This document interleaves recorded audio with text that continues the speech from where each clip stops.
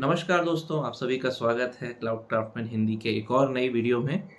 आज हम जानने वाले हैं कि जो रेस्ट एपीआई में जो रिस्पॉन्स कोड रिसीव होते हैं, वो रिस्पॉन्स कोड क्या होते हैं और कॉमन रिस्पॉन्स कोड होते हैं और उन रिस्पॉन्स कोड का एक्चुअल मीनिंग क्या होता है। इन्फॉर्मेशन आपको बहुत हेल्प करेगी, स्पेशली इंटरव्यूज़ में, क्योंकि इंटरव्यूज़ में ये चीज़ें बहुत ज़्यादा पूछी जाती हैं। एंड स्पेशली जब आप ट्रबल शूटिंग करते हो तो वहाँ पे आपको रिस्पॉन्स कोड देख के प्रॉब्लम क्या है इसका आइडिया बहुत इजीली लग जाता है। तो आइए चलिए शुरू करते हैं रिस्पॉन्स कोड्स की ट्रबल शूटिंग से।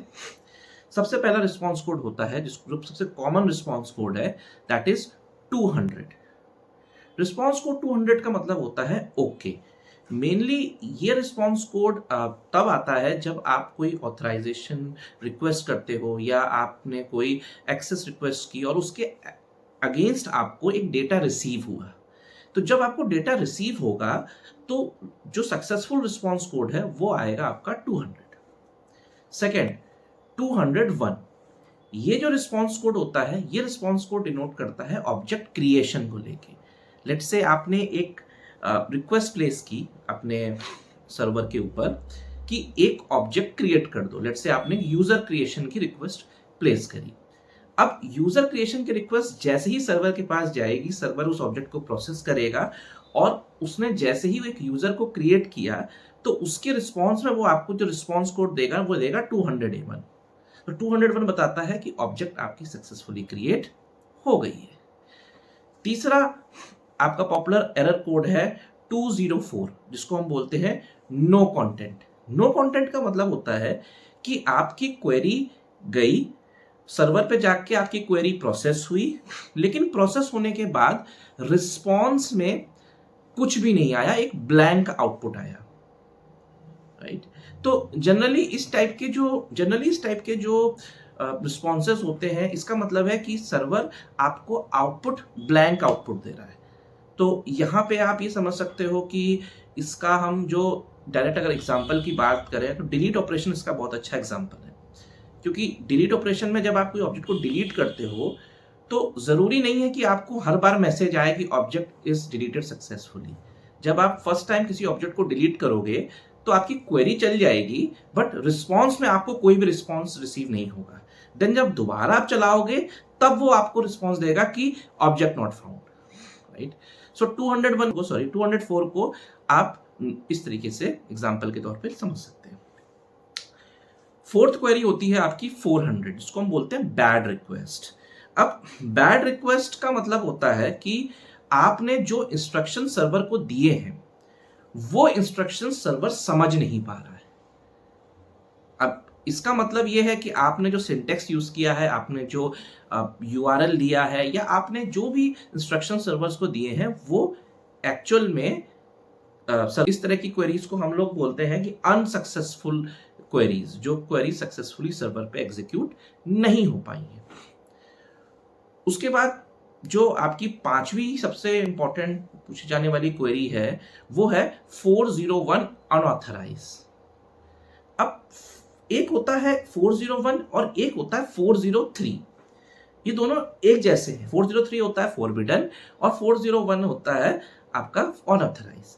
अब इनमें एग्जैक्ट क्या डिफरेंस है ये आपको समझने की बहुत जरूरत है। क्यों? क्योंकि बहुत बार इंटरव्यूज में ना लोगों को इस चीजों में कंफ्यूज कर दिया जाता है कि 40 अनऑथराइज और फॉरबिडन में डिफरेंस क्या है। डिफरेंस ये है कि जो आपका अनऑथराइज होता है, राइट, वो मेनली ये स्टेट करता है कि आप होता है जब आपके द्वारा प्रोवाइड किए गए क्रेडेंशियल्स प्रॉपरली करेक्ट नहीं होते।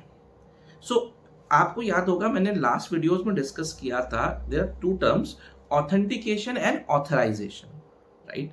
तो ऑथेंटिकेशन का मतलब होता है अपनी आइडेंटिटी को प्रूव करना, और ऑथराइजेशन का मतलब होता है किसी रिसोर्स के ऊपर एक्सेस को गेन करना। तो जब हम बात करते हैं ऑथेंटिकेशन की, जहां पे आपकी क्रेडेंशियल्स गलत हैं, आपने जो टोकन दिया है वो टोकन गलत है, तो उस जगह पे जो रिस्पॉन्स कोड आपको रिसीव होगा वो होगा 401 अनऑथराइज। वहीं 403 जिसको हम बोलते हैं फॉरबिडन, ये आपको तब रिसीव होगा जब आपके क्रेडेंशियल्स तो सही हैं पर आपका ऑथराइजेशन नहीं हो पा रहा। मीन्स टू से आपके क्रेडेंशियल सही है, यूजर नेम पासवर्ड जो आपने दिया है, आपने जो आपने एक्सेस टोकन प्रोवाइड किया है वो सब कुछ सही है, लेकिन आपको एक्सेस नहीं है उस पर्टिकुलर रिसोर्स का जिसको आप टारगेट कर रहे हैं।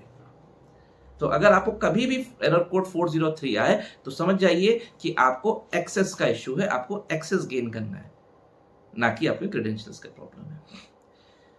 सेवेंथ इशू 404 नॉट फाउंड, सबको पता है, बहुत फेमिलियर है, अक्सर आप लोगों ने ये एरर कोड देखा होगा, एरर कोड 404। इसका मतलब होता है कि रिसोर्स डज नॉट एग्जिस्ट।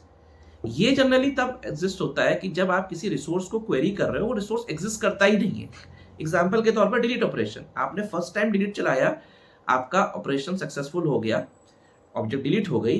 अब आप दोबारा जब उस ऑब्जेक्ट को डिलीट करने के लिए सेम क्वेरी चलाओगे तो सर्वर आपको एक ही रिस्पॉन्स देगा, ऑब्जेक्ट नॉट फाउंड। एर्थ 500, जिसको हम बोलते हैं इंटरनल सर्वर एरर। बेसिकली ये जो एरर कोड होता है ना, ये बहुत ही जेनेरिक एरर कोड है। इस एरर कोड के ऊपर आप कुछ भी अज्यूम नहीं कर सकते, कोई भी अजम्पशंस नहीं डाल सकते कि अगर एरर कोड 500 आया है तो एग्जैक्टली क्या प्रॉब्लम है। मेनली इस टाइप के जो एरर कोड्स होते हैं वो डिफाइन करते हैं कि जो आपका सर्वर है वो अभी अनअवेलेबल है या उस सर्वर में कोई इशू चल रहा है जिसकी वजह से आपकी क्वेरी को एट दिस टाइम हैंडल नहीं कर सकता। And last but not the least error code 503, जिसका मतलब है सर्विस अनअवेलेबल। 503 रिप्रेजेंट करता है आपके इस सिचुएशन को कि आपका सर्वर जो है ना वो बहुत बिजी है to handle other operations. So mainly ये भी एक तरीके की सर्वर का ही इशू है, बट इसका जो मेन ऑब्जेक्टिव होता है वो हम लोग कॉमनली इसको देखते हैं कि जैसे एक सर्वर है उसको बहुत ओवरलोडेड है मल्टीपल क्वेरीज को लेके, मल्टीपल रिक्वेस्ट को लेके, तो उस केस में ये इस टाइप की एरर्स आपको देखने को मिलती है। सो आई होप आप लोगों को समझ में आए होंगे ये 9 एरर कोड जो हमने डिस्कस करे। ये एरर कोड्स इंटरव्यू में बहुत अच्छे से पूछे जाते हैं और सबसे बड़ी बात यह है कि आपको ये चीज़ें वैसे भी पता होनी ज़रूरी, क्योंकि जब आप रियल लाइफ में ट्रबल शूटिंग करते हैं तो वहाँ पे आपको आप एरर कोड देख के ही ना आधी प्रॉब्लम की रूट कॉज को जान सकते हो। सो आई होप आपको मेरा ये वीडियोस पसंद आया होगा। अगर पसंद आया तो आप लाइक करिए, शेयर करिए, और अगर आपको कोई क्वेश्चन है, कोई डाउट है, या आपको लगता है कि इनमें जो मैंने एक्सप्लेनेशन दिया है इनमें भी कुछ चीज़ें ऐसी हैं जो आपको और फर्दर एक्सप्लेनेशन में चाहिए, let me know. I will help you to create a video. Thank you for watching.